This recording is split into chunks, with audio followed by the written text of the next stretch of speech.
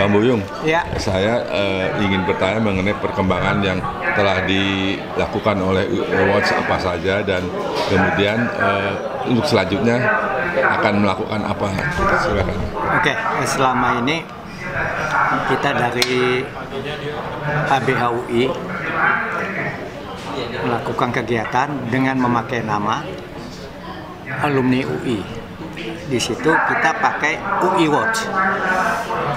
Nah, karena kita coba selama ini mahasiswa kan diam saja. Sebenarnya kami merasa sungkan juga.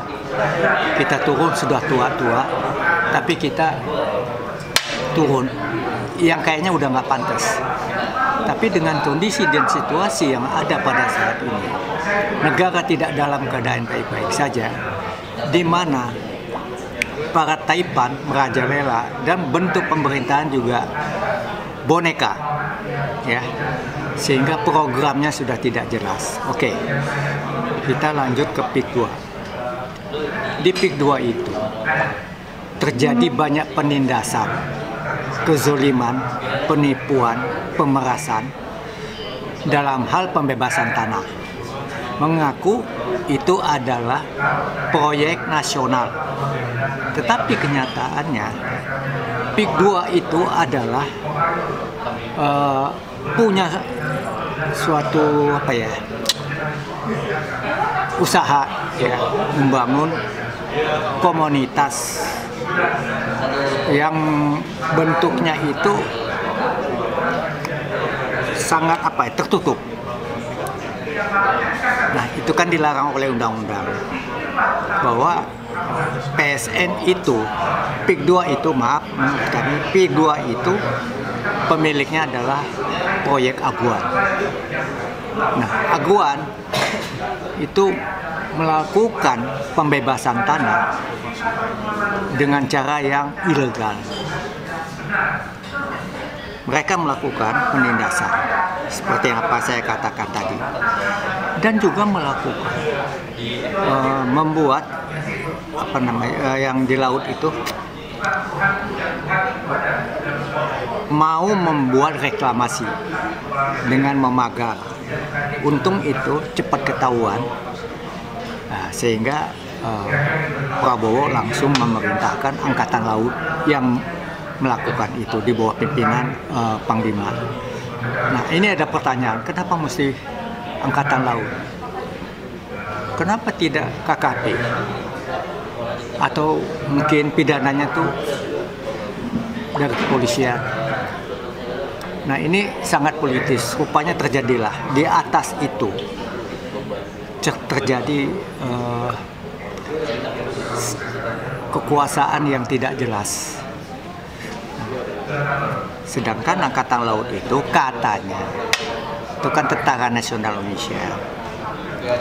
Dia itu apabila mempertahankan negara, betul, kita setuju. Tetapi kan di sini negara lawannya nih masih warga negara sendiri. Tetapi yang terus terang aja, tanah yang laut yang dikapling itu, yang menurut undang-undang itu tidak boleh, ilegal, itu dipergunakan.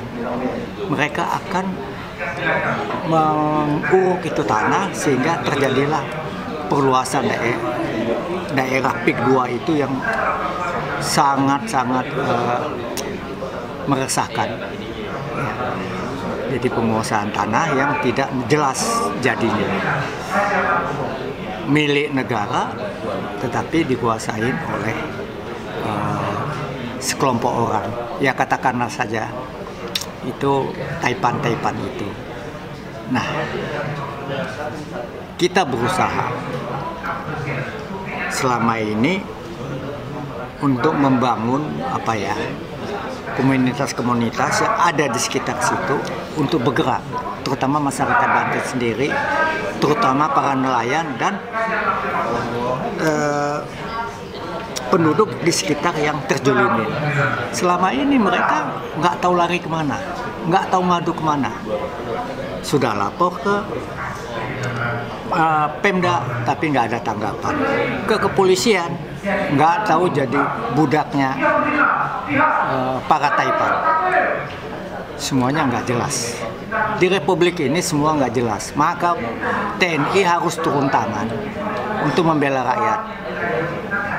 Di sini Prabowo jeli benar, sehingga dia menyuruh Angkatan Laut untuk membenahin. Cuman tanahnya di darat, yang di laut, yang di darat lebih carut marut rupanya. Adanya pemerasan, adanya kejuliman, sudah dibayar janji dari 500.000 sampai 30.000, dan setelah 30.000 yang terjadi lebih lucu lagi. Udah dikasih suratnya, nggak dikasih DP, tapi nggak lunas juga. Apa yang terjadi? Untunglah teman-teman, seperti ya kita banggalah sama Said Didu. Ya, dia berani melakukan suatu tindakan yang mungkin buat nyawa dia itu terancam. Nah, kebetulan kita dari UI, saya Didu kontak kita, gimana dari UI? Oh, kita siap bantu. Dan kita sangat berterima kasih dengan sepak terjangnya saya Didu. Dan dia sudah mewakafkan juga dirinya untuk negara ini. Nah, ini yang kita tunggu. Mudah-mudahan yang lain-lain juga demikian.